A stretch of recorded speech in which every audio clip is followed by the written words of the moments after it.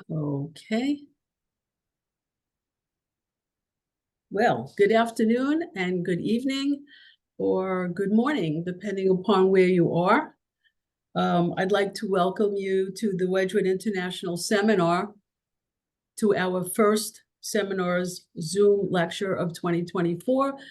Many of you know who I am. If not, I'm Lorraine. I'm the person who keeps bombarding you with emails. Thank you for joining us today for what I know will be a very interesting lecture. Paul Atterbury is an internationally recognized authority on English ceramics, including many manufacturers as well as various types of ceramic. But with your indulgence, I would like to take a minute before we start to make a very sad announcement. A very good friend and longstanding member of the Wedgwood International Seminar, Bob Wedgwood, passed away the day before yesterday. It was in the evening. He was in his house, and luckily, he passed away in his sleep. So he will be long remembered as a Wedgwoodian, and he was a Wedgwood. And if you will, when you have a chance, if you'd like to go to the website, we have put a short obituary on the website. So I would, as a good friend, he was a very close friend of mine, I would like to dedicate this Zoom lecture to Bob Wedgwood. I'd like to remind you that this lecture will be recorded and will join each of our previous lectures on the WIS YouTube channel. The new and vastly improved website, our WIS website, is one way to access it. The website link is www.wedgwoodinternationalseminar.org. To go directly to the videos on the YouTube channel, this is a very long link. It's youtube.com/@Wedgwood International Seminar, and that will be typed in the chat box below for your convenience. Both of these links will be there. I should mention that our new webmaster has done a spectacular job in redoing the website. I would like to recommend that you all take a look at it periodically. When navigating the website, you will be able to learn how to become a member. You will learn about Wedgwood WIS events, how to support the organization, Wedgwood in the news, and how to contact us. Lastly, there is a section on resources listing both books and other ceramic organization. The website also conveniently links to the WIS Facebook page. You can easily access the website on your smartphone, your laptop, or your desktop.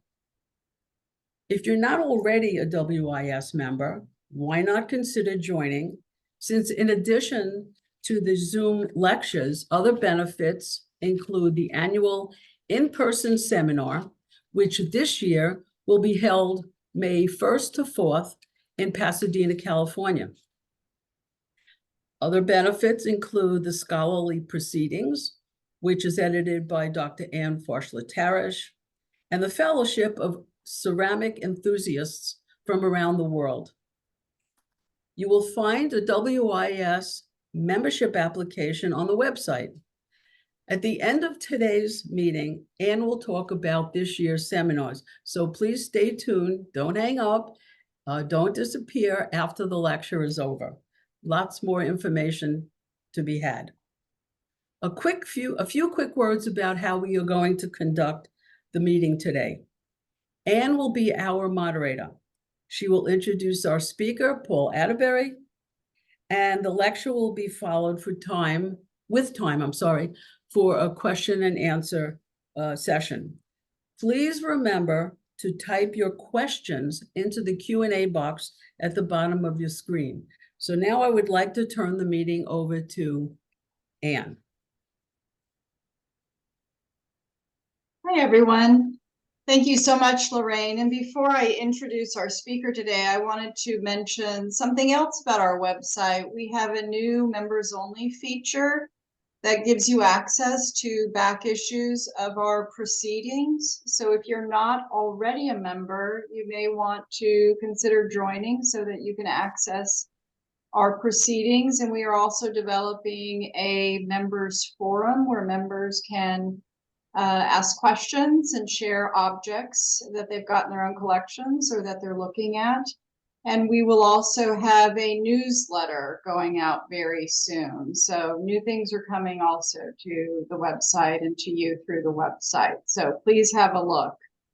I'm very pleased, now shifting gears, to introduce our speaker, Paul Atterbury, who I think we all pretty much know one way or another through his publications, through his exhibitions, and also through his appearances on the BBC version of the Antiques Roadshow. Paul is a writer, he's a lecturer, a curator, a broadcaster. He has a special interest in 19th and 20th century art, particularly British art, the Victorian period. He's written around 50 books, including the Parian phenomenon, which is relevant to us today. It's hard to find, so get out there on Google and have a look. He's also written the Dictionary of Minton, and I am familiar with him as an expert in Majolica. He's organized exhibitions with the V&A Museum in London and other institutions both in Britain and in the United States. So I'm happy to welcome Paul Atterbury. Please ask questions. We'll go over them at the end of the program. Please ask them through the chat feature. But beyond that, I'm just very happy to welcome Paul. So please join me in welcoming our speaker, Paul Atterbury.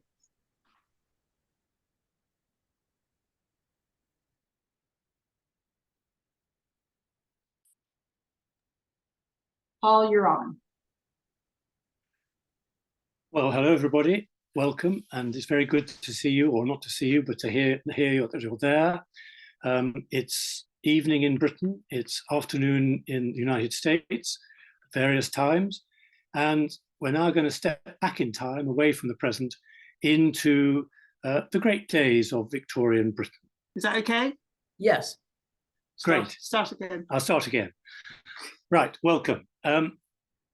Early Victorian Britain was a time of dynamic change in technology, in international trade, and in attitudes towards art and design. And particularly important was the emergence of sculpture as a popular art form. It had always been there, but it became much more accessible and much more appealing in the Victorian period. And a number of great sculptors emerged during this time to make their contributions. It was a period when we were commemorating great people, great men, great women. Statues proliferated in many cities and places, commemorating contemporaries and great people of the past. And of course, there was an awareness that sculpture was something that could also be domestic. Smaller editions in bronze could be made. And it's against this background, and of course, ceramics, changes in the ceramic world, that this material Parian begins to emerge. What we have essentially is a completely new material. Now, curiously, no one quite knows who first invented Parian. This is Herbert Minton, one of the claimants, and the other claimant, of course, is Copeland, the Copeland factory. And they both claimed at the time to have invented Parian in 1846. The strange thing is that evidence today doesn't tell us one way or the other. But if we look back at the records of the time, we find that even in the early 1850s, there were arguments in the local papers in Stoke and elsewhere about who invented Parian. So I think we just say it emerged in about 1845 or 1846. And Herbert Minton was obviously one of the key players.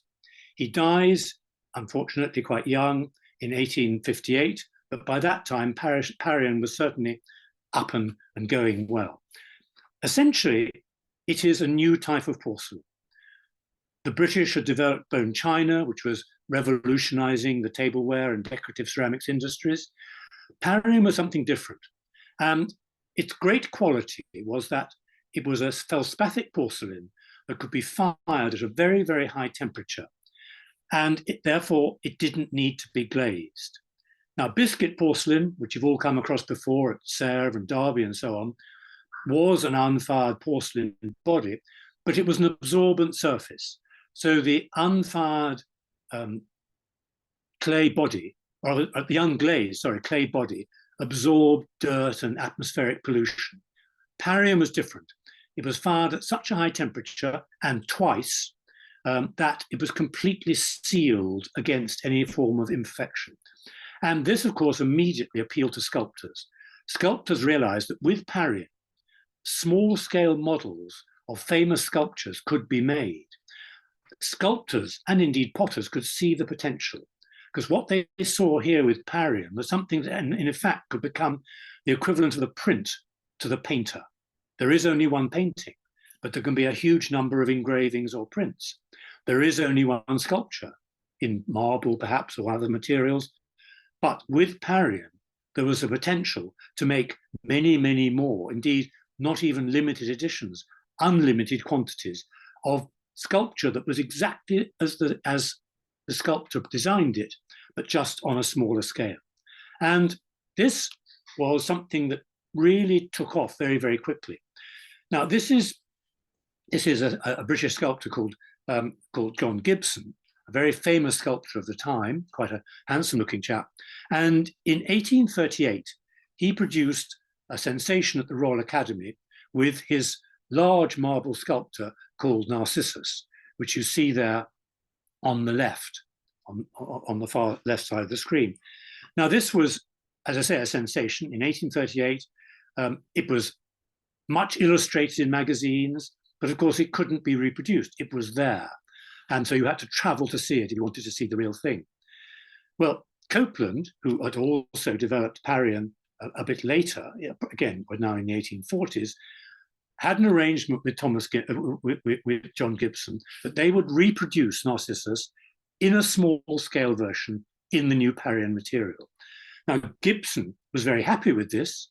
He was happy about the quality, but most important, what it established was a principle whereby the sculptor got a royalty for each one produced, exactly like prints. And so sculptors as a whole were very, very happy to be involved with Parian production. Their wares were going out into a much wider market. They were getting better known. They were being illustrated quite widely. They were bought on various levels of the market. And suddenly contemporary sculpture was there in the marketplace. And I use the word contemporary very, very strongly. This is a classical figure, a classical subject, Narcissus, but essentially it's a modern work by a modern sculptor in the contemporary market. And this is very important. And this is where Parian is different. It's not just a way of reproducing the past, it's a way of reproducing the present. And you've got to think about today, an equivalent would be taking any contemporary sculptor and having his work reproduced for the mass market. Now, the key to this was this extraordinary machine, which had been developed in 1844 by Benjamin Cheverton and patented. And what it is, it's a three-dimensional pantograph. It reduces a large figure to scale. One will read the largest figure in right. It'll cut away at a block, so producing an identical but reduced version of piece of art. From reduction, a mold, and from that mold, you can make an infinite number of Parian casts the new important body. The thing to remember, I'll say, it's very high temperature. It was very, very densely fired, and therefore impervious to staining and damage. It was precisely detailed. So all the fingers on the hands, all the details of the hair, all would be precisely reproduced. And this is what sculptors really liked. They had no worries about the standard of the material that was being produced in their name. And so the Cheverton machine, which was demonstrated every day in the Great Exhibition in 1851, was a remarkable piece of technological device, very reflective of the technological advances of that period. So let's move on to that great exhibition. This was a sensation, the first of the great international exhibitions. It opened in May 1851. It closed in October 1851, by which time over 6 million people had paid to go through the doors. If you think that the population of Britain at that point was about 19 million, that certainly says something. Now, a lot of these were visitors who came from overseas. A lot of them went back many times. But the point was the exhibition was a sensation, and it represented the contemporary art, contemporary manufacture of countries from all over the world. I'm showing you the United States stand. And this is very important because you can see in the stand as a whole, and also, of course, in detail, there was a particular sculpture. And this is a very famous sculpture. It was the great hit of the exhibition. Everybody came to see Hiram Power's Greek Slave. And there we see it. And you can see that although she's a classical woman, naked, there are families, there are children. Everybody is looking at it and wondering at this astonishing thing. And there were replicas, there were photographs. It was the one souvenir that everybody wanted to take home. Now, this is Hiram Powers. He was a very established American sculptor at the time, and his first version of the Greek Slave was carved in marble. It was 11 foot high, which was one of the versions you saw in the Great Exhibition. And it was a very controversial piece in many ways. There is the large-scale version. There were several versions made. This particular one is one that was made a few years later in 1848. And because there were several versions, it was quite well known, as well as being reproduced before the Great Exhibition. But what you see is the Greek Slave. It's a naked woman in chains. And of course, immediately it referenced to the debates about slavery. It had a very strong contemporary reference. But of course, in those days, the presentation of nudity was entirely acceptable, as you saw, to families, so long as it was presented in a classical language. So the Greek Slave gives us that sort of that sense of acceptability. On the other side, you see a Parian version. Now, Minton made them. Lots and lots and lots of people made smaller, 11-inch high versions of the Greek Slave for souvenirs. And these spread rapidly throughout the households of Britain and elsewhere, because they were something you could buy, they were something you could take home, and it showed that you were in touch with modern sculpture. And this is the point. What people wanted, as they put a print of a modern artist, a contemporary artist on the wall, they could now put a Greek Slave on their mantelpiece, which said to themselves, to their family, most important to their friends and neighbors, that they were very much up to speed with contemporary art. There was their Greek Slave. So this, in a sense, broke all sorts of boundaries. It also, as I say, provoked the debate about slavery in the United States and the international trade in slavery, which of course had dominated the latter half of the 18th century. The Great Exhibition was a great marker in time because many followed. Now, this is Sir Henry Cole, and he was a great entrepreneur in the Victorian period. He knew everybody. He was one of those really well-connected people. He was involved in the planning and setting up of the Great Exhibition. He was also someone whose great dream was to bring together art and industry. He believed that they had been separated for various reasons. Technology was going one way, art was going another way, and his dream was to bring them all back together. And in order to do this, he tried out various things. He was very good at what we would now call marketing. He had a very good sense of the modern world. For example, in 1846, he produced the first Christmas card, and that started a habit, of course, which we all carry on today. As I say, he was involved with the Great Exhibition, and he believed greatly in Parian as a way of bringing industry and art together. And in 1847, he set up a business called Summerley's Art Manufactures, and this was a way of bringing together art and industry. He commissioned works from sculptors and artists, and then, being the intermediary, he then went to a manufacturer, Minton, Copeland, whoever, and said, Wedgwood, and said, I commission you to make this piece, which will then be promoted and sold and distributed. And he produced, under the Summerlee name, a catalogue.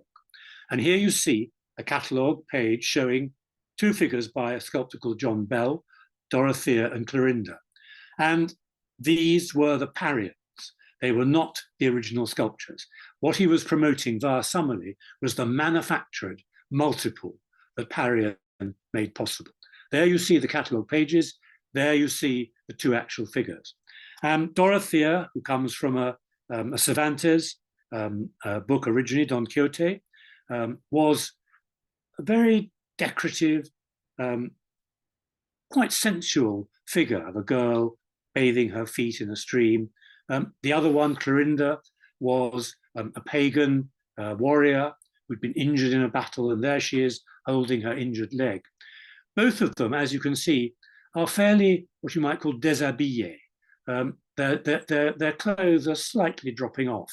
And of course, this again brings out that sense of, almost sort of sensual reality, which was very acceptable, again, because of the way these were presented. The original of Dorothea, which you see there, was cut in marble by John Bell, and it was commissioned by Lord Lansdowne in 1838. He also later commissioned the original marble of Clorinda, the pagan warrior, in 1848, 10 years later. Now, these are life-size.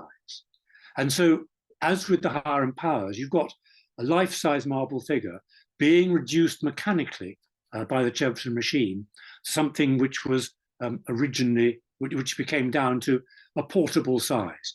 Now, Parian was not cheap. We know from the records that when Dorothea was introduced in 1848 in Parian, she cost 2 guineas. Now, I can't do the sums, but that's hundreds and hundreds of dollars at the time. And yet, these pieces became pretty well instant bestsellers. And Parian took off in a way that really nobody expected. The Summerlee venture wasn't particularly successful, but it put them on the market. It died after a few years, but it didn't matter because by that time Parian was launched. And we see here the impact of it. One of the most famous figures, also by John Bell. John Bell was a leading British contemporary sculptor, was one called Una and the Lion. And this comes from Spenser's Fairy Queen. There's always a good sort of literary, historical or classical background. And here we have again a naked woman riding on a lion. And then so you've got the relationship between Beauty and the Beast, if you like. And this was, again, a large, over life-size marble, reduced by machine to a Parian format. Again, hugely successful. And indeed, this was the first of the Summerlee productions. It comes out slightly before Dorothea. This in the Minton pattern book is shape 184. The Dorothea is 189. And so we can see a lot of work going on. And these were widely sold, widely promoted. And so we find that Parian is really taking its place. The Great Exhibition was the huge, huge launch vehicle for this. It's important to remember that the Great Exhibition also launched Majolica onto an international market. And so we see exhibitions becoming the launch pad for new styles, new ideas, new technologies in a very exciting way. And Parian was just one of those things. Minton, Copeland, and other manufacturers exhibited, T&R Boot, for example, exhibited at the Great Exhibition as Parian makers. The point about Parian was that the recipe was very straightforward. There were no secrets. And once Minton and Copeland had produced it, it was widely published, it was widely accessible. And in effect, anybody with the right technology could make Parian, and did. And so Una and the Lion really represents that wonderful sort of emergence of a new style of sculpture, and a new style of sculpture that was appealing widely, not just to art connoisseurs, but to a wider British market. By this time, more and more people had disposable income. And so it wasn't just, as I say, the art connoisseur who had Una and the Lion on his mantelpiece. It was ordinary families in the expanding middle-class suburbs of Britain who had their pieces of sculpture on the mantelpiece. John Bell, though, is a very, very important figure because, of course, we saw some of that debate about slavery with Hiram Powers and the Greek slave. Now, John Bell modelled 3 figures, all of which were produced in Parian at this period. And these were quite consciously provoking the debate about slavery. On the bronze is called The Daughter of Eve, or The American Slave. The middle one is called what's my space? The middle one is called The Octoroon, and again, a girl in chains, as you see, a slave. And the final one is called The Abyssinian Slave. Now, Bell modelled all these in over life-size bronze. They're very, very striking when you see them face to face. But all of them were then put rapidly into Parian. And so Parian was not just a vehicle for modern sculpture, it was a vehicle for political and social debate as well, which I think is very important. There was debate going on, and these figures sort of really highlighted that sense of debate. Bell was a very diverse sculptor at this period, and one of his other great contributions was the group of America at the Albert Memorial. Now, the Albert Memorial, which was completed in 1862, I'm sure you all know it. It's a great sort of Gothic tower in London's Hyde Park. At each of the corners around the monument itself were 4 great sculptures representing what were then the 4 continents. And they were all done by different sculptors. And this was John Bell's version, or his interpretation of America. And again, you can see how he has deliberately picked on the cultural identity and cultural history of America. He's looked back to the native North Americans. He's looked back to American culture as a statement in history, not just the modern industrial state that America was becoming rapidly through the 19th century. And don't forget, at the Great Exhibition, what else was there? Well, Samuel Colt was showing his revolvers. There were sewing machines. There were all sorts of things that represented the modern achievements of America. So Bell is a key figure in this, but of course his fame was hugely increased. This, of course, was not made in Parian, it was much too big, but all the other pieces, most of the things that he did were turned into Parian. And so what we get emerging through this period is an astonishing diversity of styles and tastes. This is an Italian sculptor called Raffaele Monti.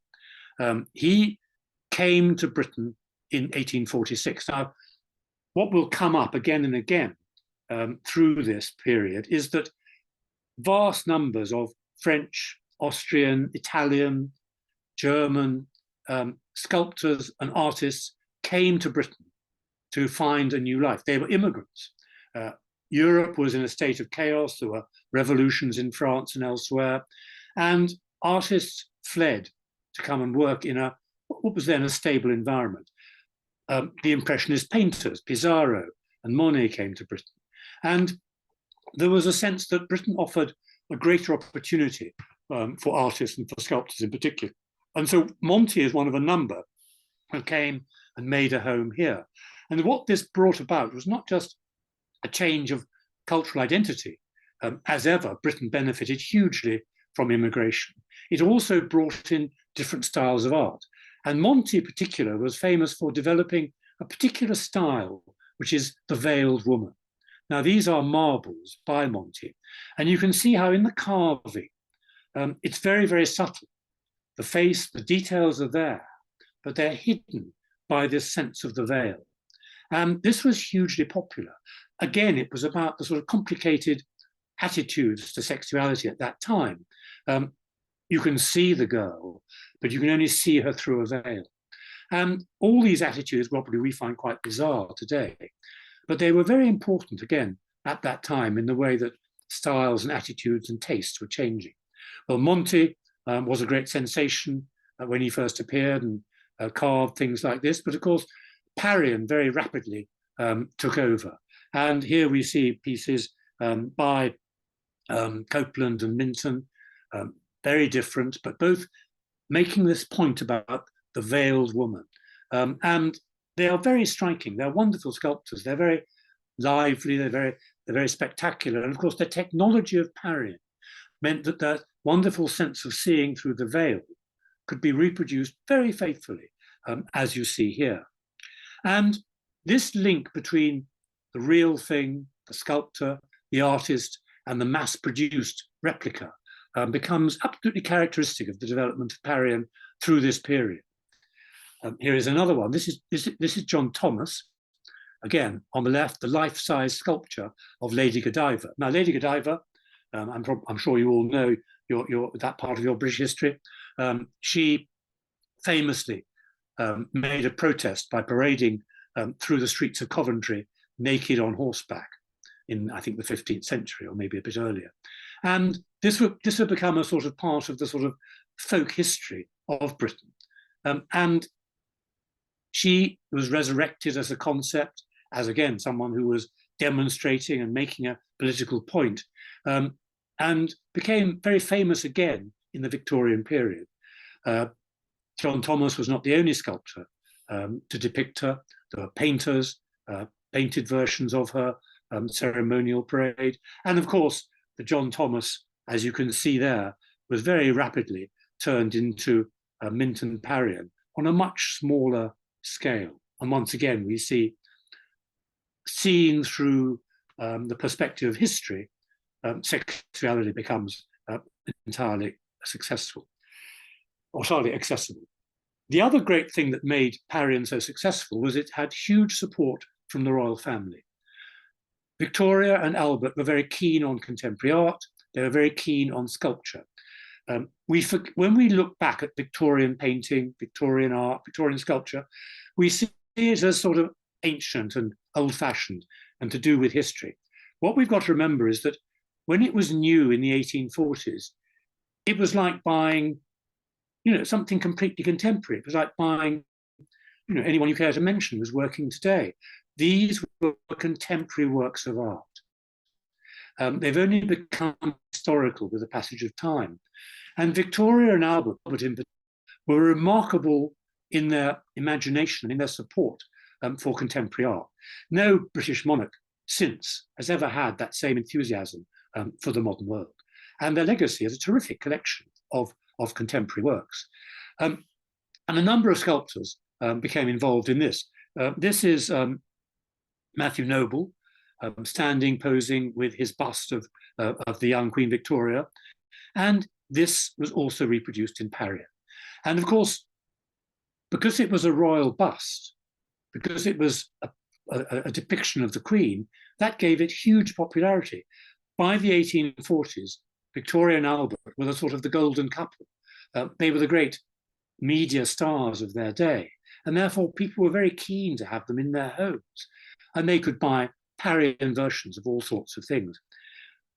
Equally, another Italian sculptor who came to Britain was Carlo Marochetti. He died in 1867. Again, Italian, trained in France, came to the UK in 1849, and he produced portrait busts of the great and the good. Here is his bust of Prince Albert, and he was Albert's favourite sculptor. He was deeply involved in a very personal way with the royal family. They entertained these artists. They came to Windsor and to Buckingham Palace. They were very much part of royal life. And again, they were seen as contemporary figures. He also did busts of people like the Duke of Wellington. And indeed, when the Duke of Wellington died, I think in 1858, thereabouts, Marochetti went to Minton and he said, I will grant you the rights of my marble bust for you to reproduce in Parian. It will be a sensation, I guarantee. And for that privilege, I want you to give me £10,000. Well, and that was a sort of advance on royalties. Whether they did or they didn't really matter because the busts were available anyway. But it gives you the sense of the status of a sculptor at that time. So Marochetti was a very important figure. And there again are his busts of Albert and Victoria in Parian versions. The royal children, there were 9 children for Queen Victoria, were all sculpted in one way or another. And on the left is the bronze of Prince Alfred with a pony. And that isn't a life-size bronze, it's much smaller. But once again, it was very, very quickly reproduced in Parian, as you can see. And in fact, the Parian is nearly the same size as the original. And once again, this put the public directly in touch with the royal family. You could go to a big department store or a China store, and you could buy that and you could take it home. And so you felt you had a direct link, not just with modern art, but with the royal family. They were, as I say, the great media stars of their day, and everybody really wanted a bit of the action. And Parian was a way in which it could be done. Now, this is one of the great lady sculptors of this period, Mary Thornycroft. She lived right through Victoria's reign, only dying in 1895. She was taught by her father, who was also a sculptor, and she exhibited for the first time in the Royal Academy Summer Show at the age of 21. So she was a rule breaker in every sense. You know, women didn't do sculpture. Women didn't exhibit at the Royal Academy. She was doing all those things.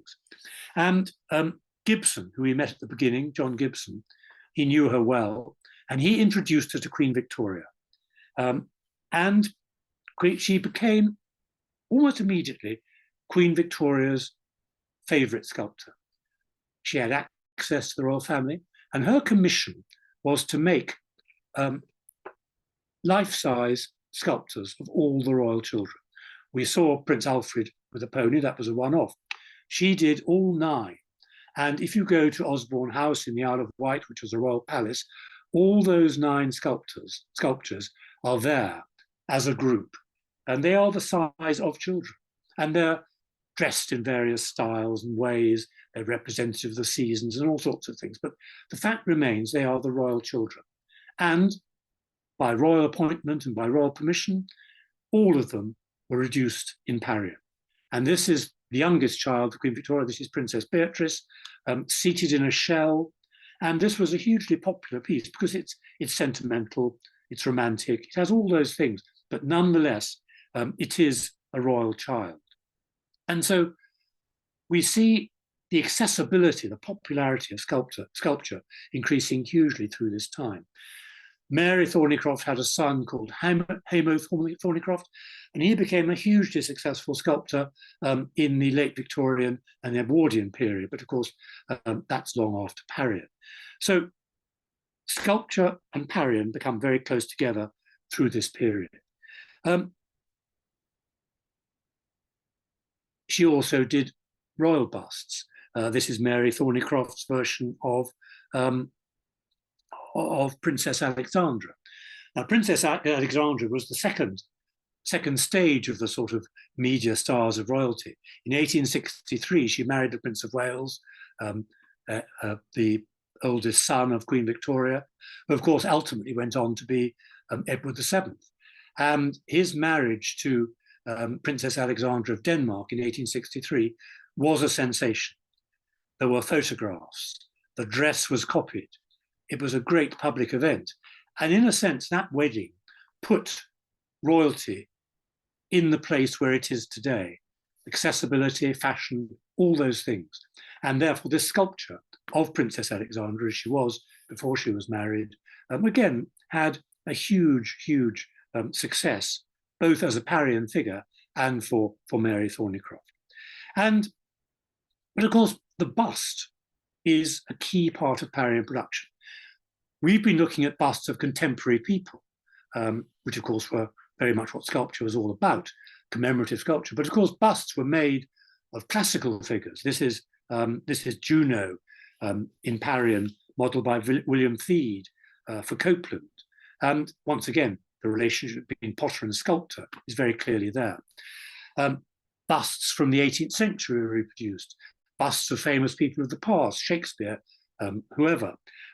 busts of classical gods, busts of 18th century Baroque, 17th and 18th century Baroque figures. All these were produced in Parian because, of course, the tastes of the public were very wide.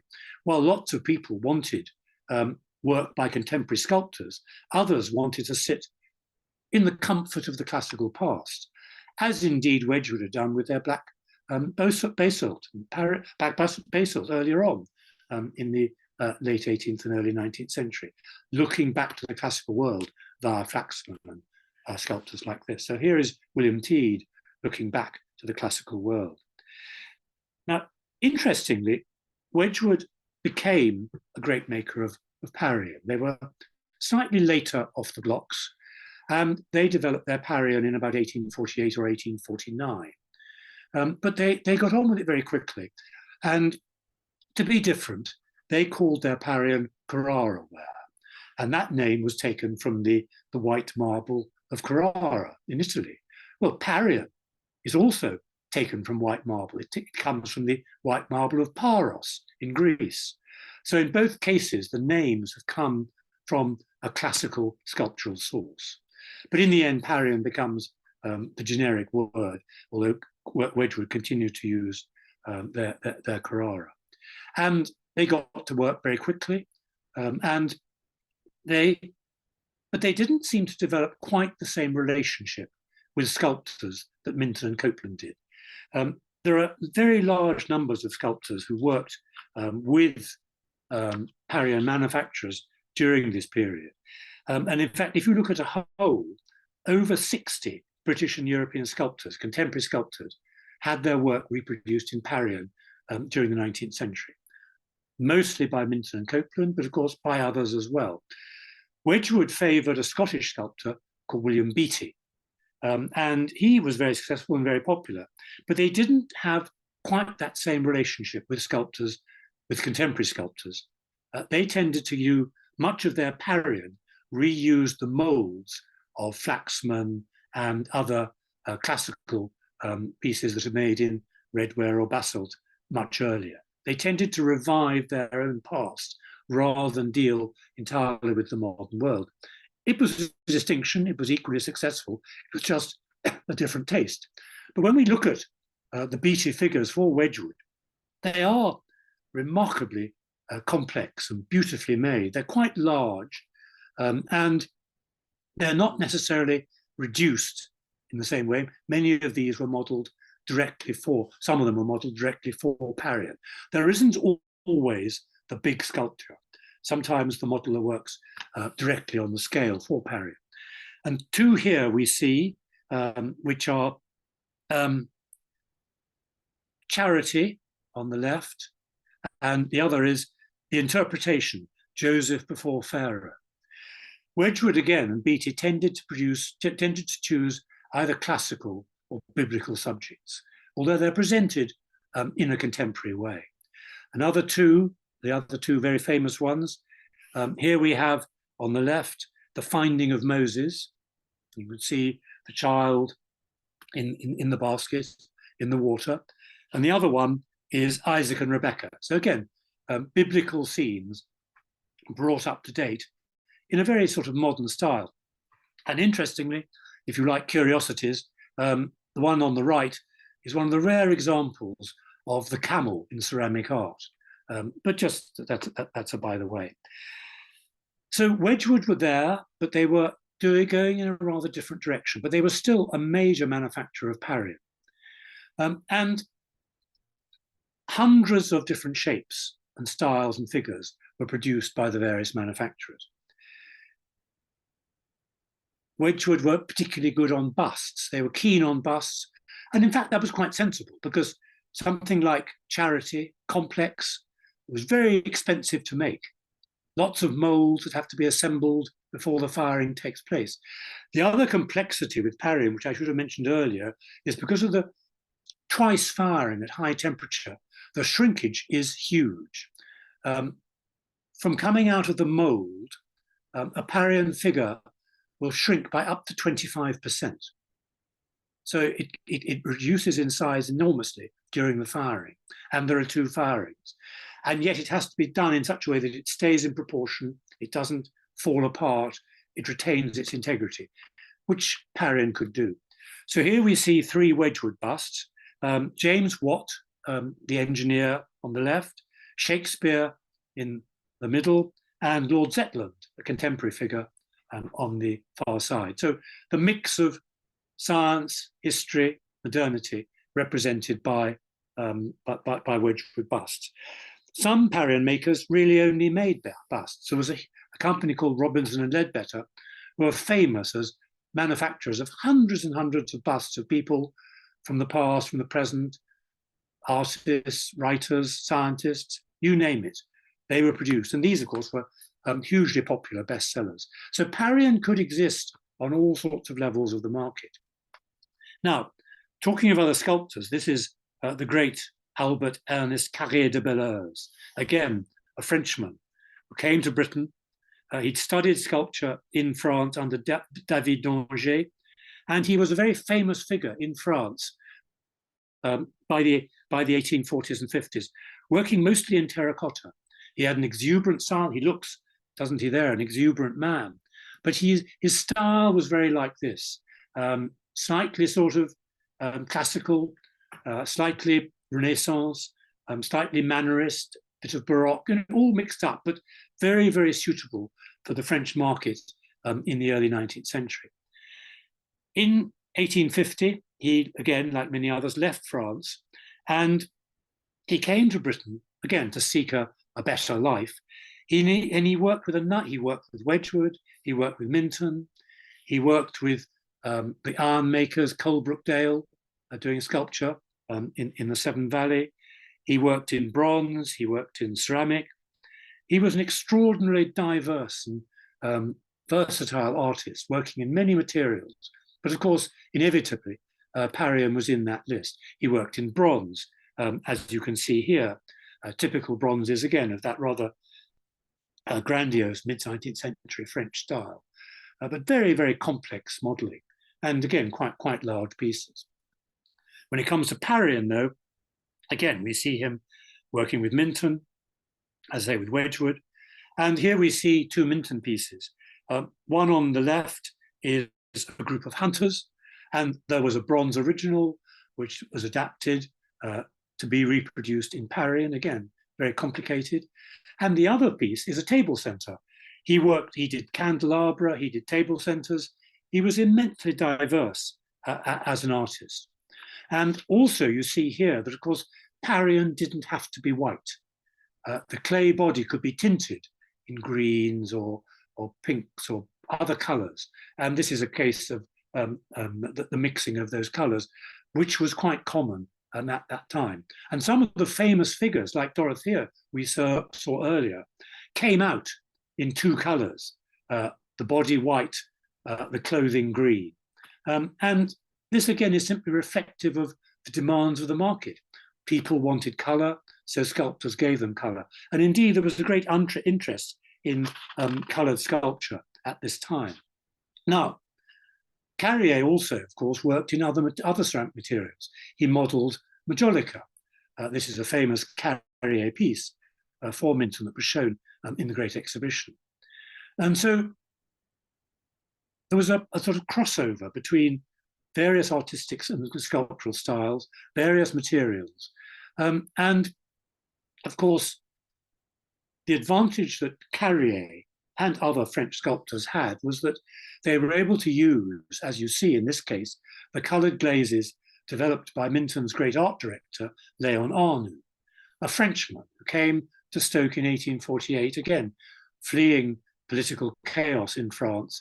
And he got a job for life, if you like, as Minton's art director. And he was a great potter, he was a great ceramic chemist. And then, as everybody who knows the majolica story, he developed all these colored glazes that could be fired at once in one firing. And of course, sculptors thought, great, we can actually have colored sculpture, which was very fashionable at that time. And so the launch of majolica, as I said, was just as important, or probably more important, in 1851 than the launch of Parian. But they're interconnected and interrelated. And of course, inevitably, particularly interesting with Wedgwood, that there are Parian figures which were also issued in Majolica. It happens also with other manufacturers. That very complicated Beatty of Charity, which we saw, came out as a Majolica group a bit later. So the interaction between the various materials is very important. Now, another style and another sculptor, another French sculptor, was Pierre-Émile Janest, again arriving in Britain in the 1840s. And his inspiration was the Renaissance. And he worked in the 40s. He was modelling instructor at Stoke School of Art. He worked in metal for Elkingtons, a metal version of Lady Godiva. And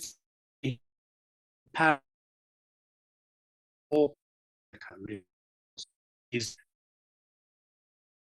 Renaissance style pieces. And again, he is a doctor working direct past, adapting them to the modern world, but also adapting things that could then be made in Parian. The jug and basin on the left, a version of that appeared smaller in Parian. And so once again, we get this interplay. And this is carried on by another sculptor, I'm afraid I couldn't find a photograph of him, called Paul Atterbury. And he, again, French. And those who know their French art of this period will know that the so-called animalier sculptors are very important. A great number of sculptors who concentrate on wildlife, naturalistic figures of birds, animals, and so on, horses, dogs, what have you. And Comoliera was one of those. And he'd made his fame, as Carrier had done, as a sculptor in France. And he came to Britain a bit later, in around 1870, by which time he was very well known indeed. And there you see on the left a bronze by Comoliera. And when he came to Minton, he adapted his own bronzes for production in Majolica. All the Majolica enthusiasts will know this piece very well, but they may not know that it comes directly from a bronze. And you see it again with the famous deer figure. There's a Comoliera deer of about the 1840s or 50s, and there is his interpretation of it, or reinterpretation of it in Majolica as a stick stand. And of course, with the nature of clay and its softness and the nature of it having to be fired, the deer would not survive freestanding as it was in the bronze. You need a tree trunk or whatever to support it. So a bronze of a deer becomes an umbrella stand in Minton. And inevitably, the most famous Comoliera piece of all, which I'm sure everybody knows, is the great peacock.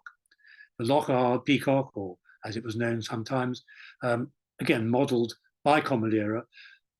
There is a bronze, but it's very, very, very much smaller. This is a life-size peacock, so in a sense, the process has gone in the opposite direction. From a small original, you get a bigger replica.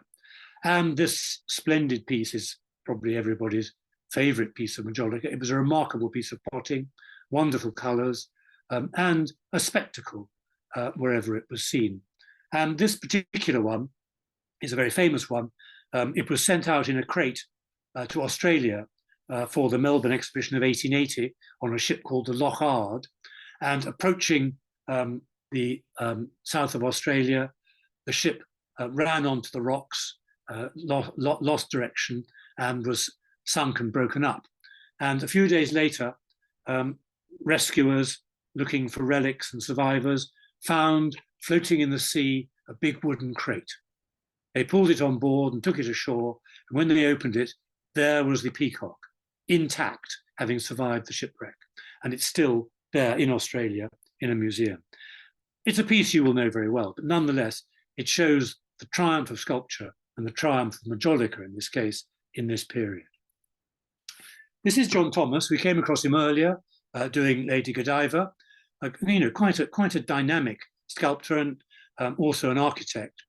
He died very young, unfortunately, but he'd achieved quite a lot before he died. And one of his great achievements was in not the 1861, but the next London exhibition, the 1862 exhibition, where he created the great St. George fountain. There you see it in all its splendor. This is Majolica at its most magnificent. I think it's 30 feet across, 40 feet high, and on the top is a life-size figure of St. George slaying the dragon. And this was, if Our and Power's Greek Slave had been the hit of 1851, this was the hit of 1862. And it was an operating fountain with water pouring out in all directions. It was a splendid point. And you can see there are photographs of this exhibition, and they show, you can see the sort of balustrade that surrounds the fountain. There are people sitting there, and you can see when people were going to the exhibition, they just said, "I'll see you by the fountain." It was the obvious meeting place. And this was a splendid coming together of sculpture, of ceramic technology, of display, of contemporary art. After the exhibition was over, it was moved to a new setting in East London, where it survived but gradually decayed, because Majolica does not stand temperature changes very well. It couldn't survive hard frosts, which in London occurred quite often then, and so eventually it was broken up and lost. So we see it here as a splendid memorial to the adventurousness of this great period. Now, Parian goes on. According to the Minton records, you could still order a Parian of Dorothea in the early 1920s. It's hard to believe, because nothing could have seemed less fashionable at that point than the figure of Dorothea. But there were those collectors who wanted it, and Minton was still prepared to make them to special order. And so the number of Dorotheas that must have been produced since 1848 is staggering. It's not a rare figure, but it's important because it's one of the first that put Parian on the map. But Parian went on in different ways, in sculptural ways, particularly. For Minton, which you see on the left, it was Léon Solon, another French émigré, who came to Minton in 1870, and he developed a sculptural technique of building up sculpture on the surface of the pot in liquid clay, in unfired clay, called pâte sur pâte, paste on paste. It was a French technique he developed before he came to Britain. And when he came to Britain, in France, he'd done it with hard paste porcelain. When he came to Britain, he made experiments with the Parian body, and he found that the Parian body was absolutely perfect for pâte sur pâte.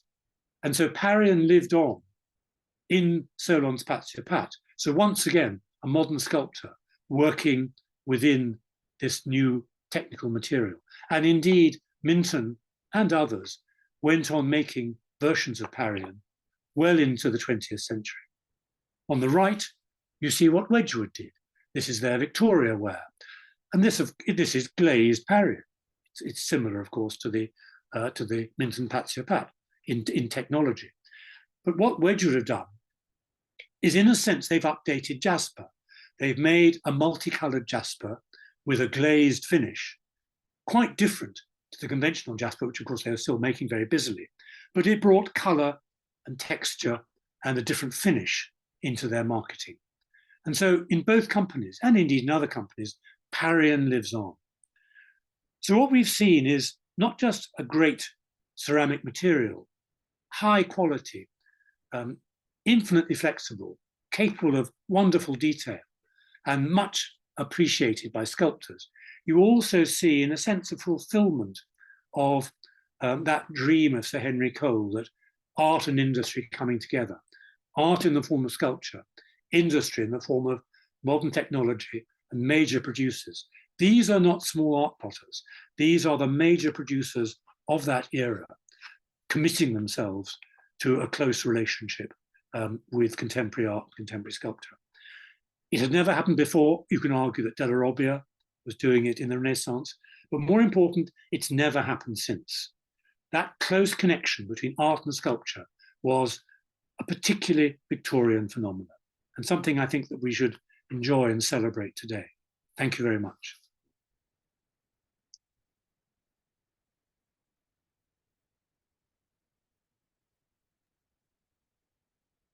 Thank you, Paul. Thank you so very much. That was fascinating. We do have a couple of questions in the chat, so I will read those out and then we'll see, Paul, what you can tell us. I'm The happy. So the first question was, Parian always used in the production of Majolica? Sorry? Was Parian always used in the production of Majolica? No, they're completely separate bodies. Parian is a porcelain body, and Majolica is always on an earthenware body. And the quality of Majolica was in its modelling, which again was cast in moulds like Parian, and could then be coloured with coloured glazes. Parian essentially was unglazed, and so the bodies are completely separate, although they grow up and develop side by side. Yeah, thank you. The next question, Minton and other pieces are sometimes listed as either Parian or bone china. Why is it difficult to tell the two bodies apart? Well, Parian is Parian, and I mean, the figures that we've seen, the things that were made in Parian, were not really made in bone china, because bone china is a body that needs to be glazed. It's perfect for tableware and ornaments. But the quality of Parian and why sculptors liked it, if you glaze something, inevitably you lose some of the detail. The glaze fills in. For example, if you take a hand and imagine the hand cast in porcelain, Parian, if you then glaze that hand, the details of the fingers will fill in a bit with glaze, so you get a softer finish. It's quite a different thing. And so Parian, by definition, was unglazed. It looked like marble. It felt like marble. And that's why sculptors liked it. Bone china is a completely different material. It had its own virtues, its own qualities. But if you glaze Parian, which of course was done, as we saw at the end, it becomes something different. Parian was made as a form of sculpture, for sculpture.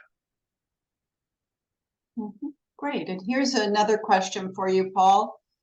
When did Parian start to go out of fashion? Or did it? Do we still use Parian today? Well, no, it did go out of fashion. I think basically its heyday really was the 1840 to 1860 period. It remained in production after that period, but somehow we'd moved away from that sort of pure whiteness. We wanted colour. That's why Majolica was so successful.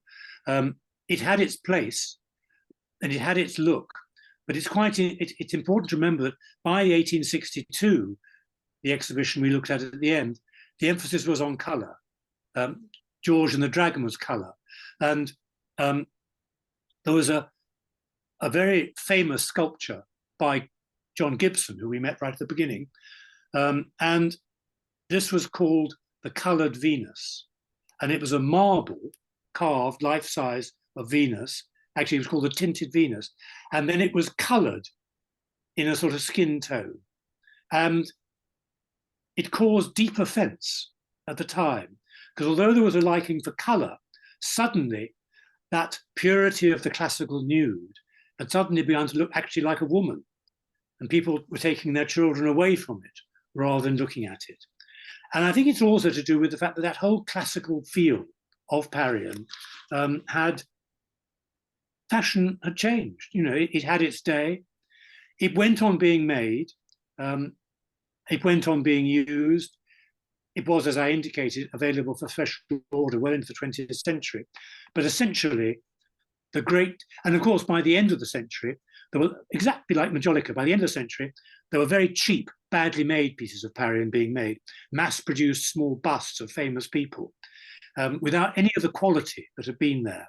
And so as we see in Majolica, a steady decline towards the end in terms of quality and being aimed at a lower market, so we saw the same with Parian. Those great pieces linked to contemporary art had really gone by the 1870s. And how did Parian do in the market in the 19th century compared to porcelain figures? It was hugely successful. It was always expensive, but it was bought because it became the thing you had to have. yes, you could buy.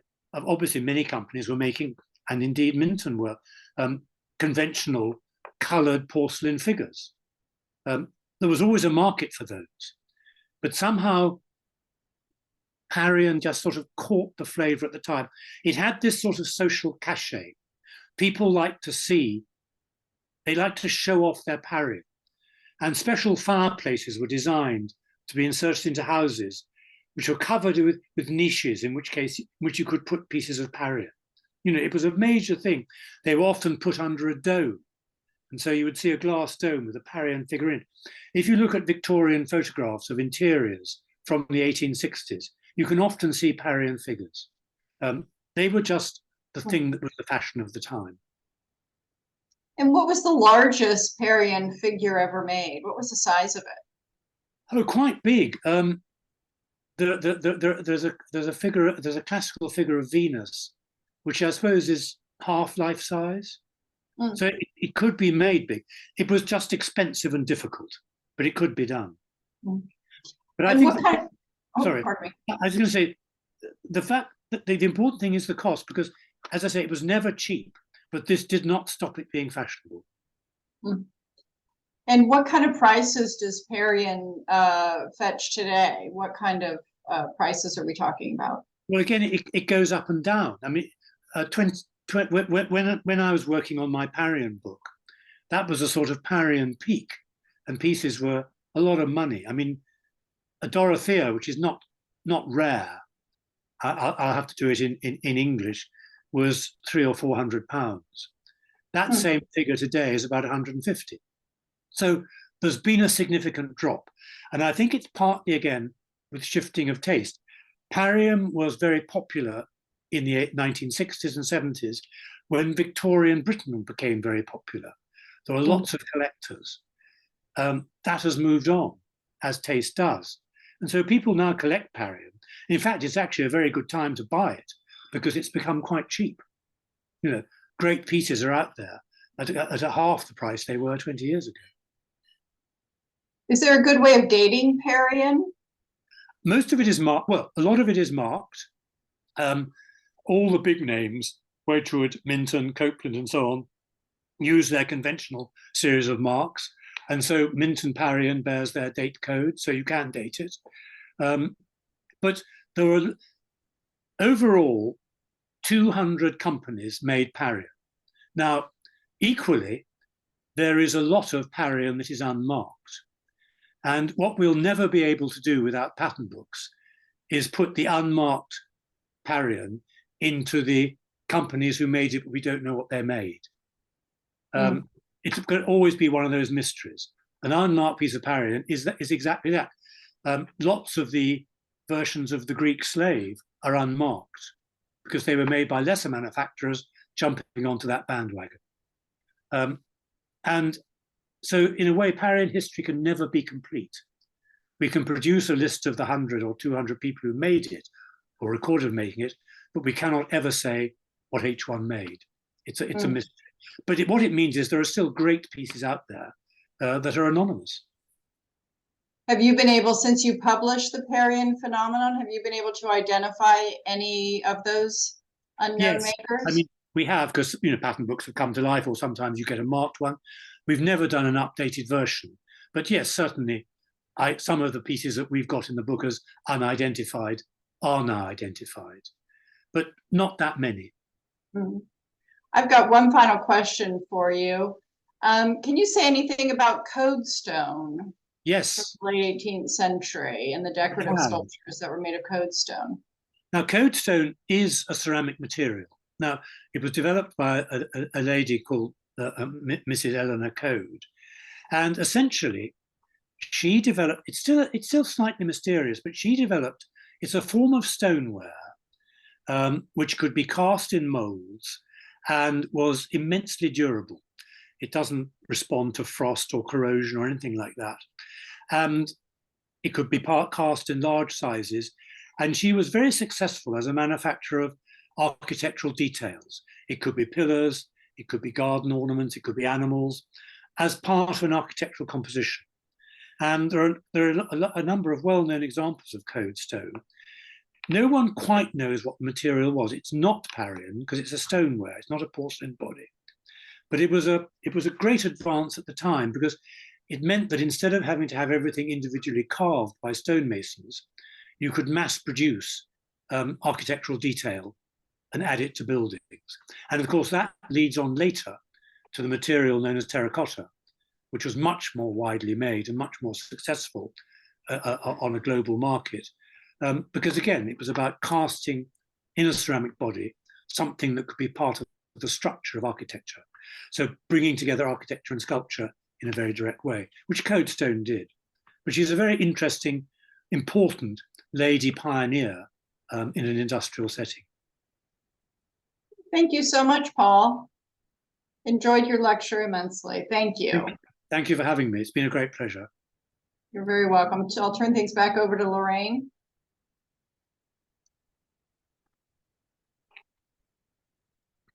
And if you would take a minute before I go into some other announcements and information, would you like to give a brief introduction to this year's seminar?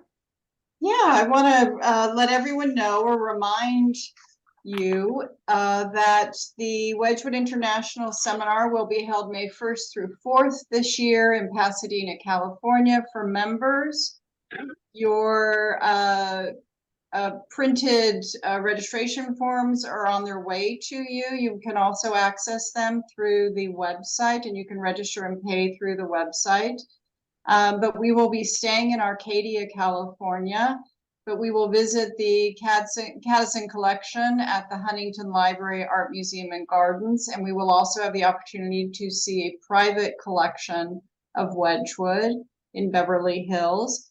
We also have a series of lectures, and the themes include Lady Charlotte Schreiber and her collecting activities and her collection. Rebecca Klarner from the Wedgwood Museum will talk about Josiah Wedgwood's trials for Wedgwood, and she'll also be speaking about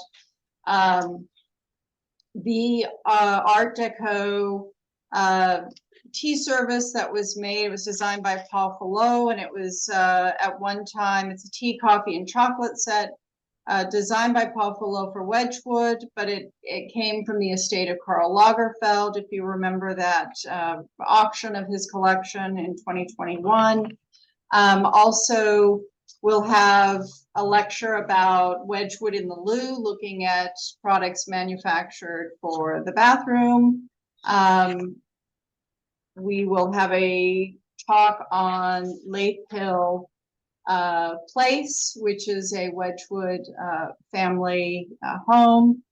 So we'll also have an introduction to the Huntington collection by the curator of British art, Melinda McCurdy, will visit us and give us a talk. And then we have a young new collector who's a member of the group who will talk about his collecting activities and what kind of got him into Wedgwood in the first place. So lunches and dinners and cocktail receptions are also included. So I encourage you to consider attending and check out our website for more information and to sign up. So thank you all.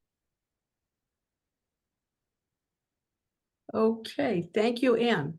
So let me conclude by saying a few things and giving you a little bit more information. Certainly thank all of you for joining us today.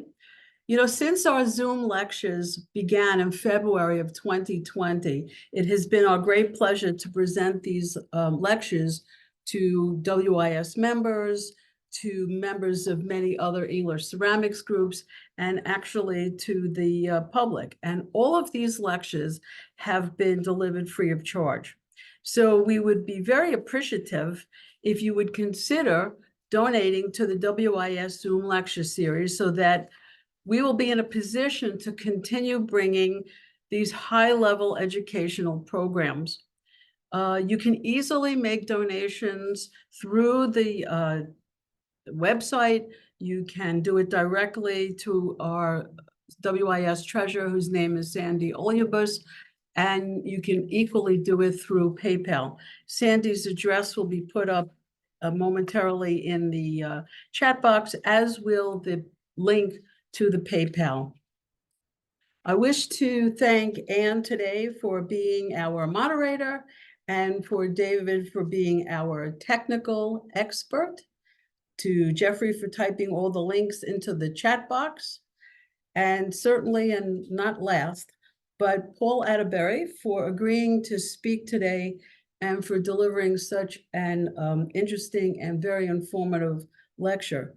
For those of you who want to learn more about Parian, we keep mentioning this. I think you should find a copy, and here is a copy of Paul's book, The Parian Phenomenon. This is the Bible of Parian. So I hope to see many of you in May in Pasadena, and thank you all so very much for joining us today. Hope you all have a good rest of your day and certainly a fun weekend. Thank you very much. Bye now.